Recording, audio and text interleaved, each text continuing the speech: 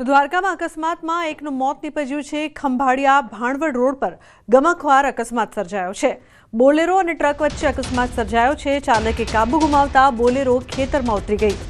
બેકાબુ બનેલી બોલેરો વીજપોલ સાથે અથડાઈ। બોલેરો ચાલકનું ઘટના સ્થળે જ મોત નીપજ્યું છે। તો બેકાબુ બનેલી બોલેરો વીજપોલ સાથે અથડાઈ હતી। અકસ્માતની આ ઘટના બની, જેમાં બોલેરો ચાલકનું ઘટના સ્થળે મોત નીપજ્યું।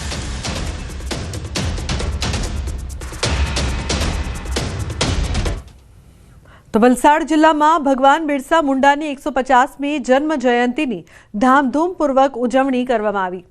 ઉમરગામમાં કૃષિ મંત્રી અને ધારાસભ્યની હાજરીમાં ઉજવણી કરાઈ છે। આ પ્રસંગે આદિવાસી સંસ્કૃતિની ઝાંખીઓ રજૂ કરવામાં આવી હતી। સાથે જ આદિવાસી લોક સંગીત અને લોક નૃત્યો પણ રજૂ કર્યા હતા।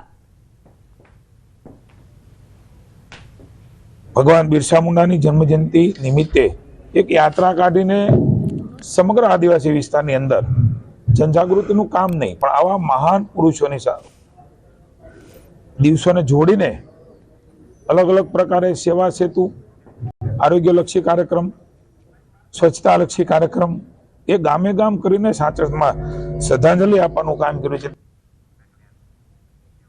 તો જૂનાગઢની કલેક્ટર કચેરીમાં કેન્દ્રીય મંત્રી મનસુખ માંડવિયા અને સાંસદ રાજેશ ચુડાસમાની અધ્યક્ષતામાં બેઠક યોજાઈ। સંલગ્ન તમામ વિભાગના અધિકારીઓ સાથે કેન્દ્ર તથા રાજ્ય સરકાર દ્વારા જિલ્લામાં અમલીકૃત વિવિધ કલ્યાણકારી યોજનાઓની વિસ્તૃત સમીક્ષા કરી હતી।